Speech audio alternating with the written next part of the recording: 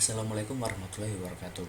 Perkenalkan, saya Hilman Arinugraha dengan NIM 2109120111151. Di sini saya akan mempresentasikan hasil kerja saya, di mana ini untuk memenuhi tugas UTS mata kuliah Manajemen Evaluasi dan Kebijakan. Di sini saya mengangkat topik evaluasi kebijakan Bansos di Desa Cimpu, Kecamatan Suli, Kabupaten Luwu. Objektif kali ini yaitu yang pertama ya, akar permasalahan yang terjadi pada Desa Cimpu. Yang kedua, evaluasi kebijakan sesuai tujuan. Dan yang ketiga, alternatif, konsekuensi, dan rencana advokasi. Kita berbicara pendahuluan, di mana ini merupakan akar permasalahan yang terjadi di Desa Cimpu atau di Indonesia.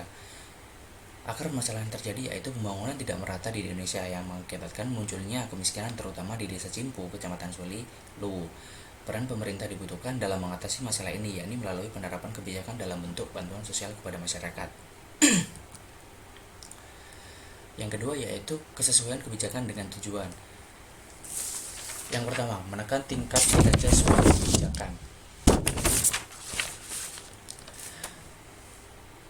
Dilihat dari sasaran dan tujuan kebijakan Bansos di Cimpu, kebijakan ini bertujuan pemberdayaan masyarakat dari aspek ekonomi dengan sasaran memenuhi kebutuhan masyarakat. Namun derajat pencapaian kebijakan ini dinilai kurang optimal dilihat dari ketidaktepatan pemerintah Desa Cimpu dalam pemberian bantuan kepada masyarakat. Yang kedua, mengukur tingkat efisiensi.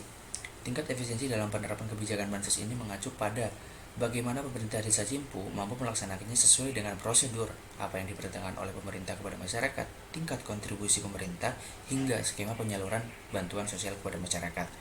Yang ketiga yaitu mengukur tingkat keluaran. Output dalam kebijakan ini yaitu pada indikator kecukupan, yang artinya segala bentuk bantuan yang dikeluarkan harus mampu memenuhi kriteria apa yang dibutuhkan masyarakat. Namun karena dinilai kurang optimal, maka perlu adanya perbaikan agar mencapai output yang maksimal. Yang keempat yaitu mengukur dampak kebijakan. Kita lihat dampak di sini yaitu ada dua, dampak positif dan negatif. Dampak positifnya yaitu sesuai dengan tujuan yang sudah dirancang atau ditetapkan, di mana meringankan beban masyarakat, terutama masyarakat yang kelas ke bawah, yaitu masyarakat miskin. Yang kedua yaitu dampak negatif. Pemerintah desa masih belum memberdayakan masyarakat dengan baik terkait bansos, sehingga dengan adanya bansos menjadikan masyarakat bergantung pada bansos. Yang keempat yaitu yang kelima yaitu untuk mengetahui apabila ada penyimpangan. Penyimpangan yang terjadi adalah ketergantungan masyarakat pada bansos, sehingga masyarakat masih buta akan bagaimana bentuk dari bansos bisa dimaksimalkan menjadi modal usaha agar membantu perekonomian mereka. Yang terakhir yaitu sebagai masukan suatu kebijakan yang akan datang. Dari banyaknya kendala yang dialami oleh pemerintah Desa Cimpu dalam pelaksanaan kebijakan ini dapat dijadikan bahan evaluasi bagi program selanjutnya atau mekanisme penyaluran bansos bisa lebih merata sesuai output atau tujuan yang diinginkan dengan sasaran yang tepat juga. Selanjutnya kita beralih pada alternatif dan konsekuensi. Pembenahan program kebijakan penyaluran bansos mulai dari regulasi, dasar penerapan, tujuan, dan sasaran. Dengan hal ini, program bansos tetap berjalan namun ada perbaikan di dalamnya, sehingga pemerintah juga dapat berkontribusi sebagai pihak pelaksana kebijakan. Namun semakin banyak perbaikan juga, konsekuensinya adalah masyarakat susah dalam menyikapi kebijakan ini, karena dengan adanya perbaikan mulai dari perencanaan, penentuan, dan pelaksanaan itu mengacu pada dampak yang akan terjadi ke depannya, atensi masyarakat terutama.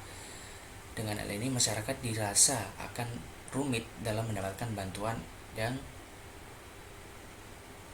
diturunkan oleh pemerintah. Rencana advokasi. Dalam rencana advokasi ini, bentuk sosialisasi tetap berjalan kepada masyarakat dari aspek pemahaman kepada masyarakat mengenai program bantuan sosial yang dijalankan, sehingga output dari sosialisasi dan kebijakan ini adalah masyarakat paham bagaimana mereka mengelola dana bantuan tersebut untuk dimaksimalkan agar kebutuhan mereka terpenuhi dan tidak bergantung pada bansos. Sekian presentasi dari saya, kurang lebihnya mohon maaf. Wassalamualaikum warahmatullahi wabarakatuh.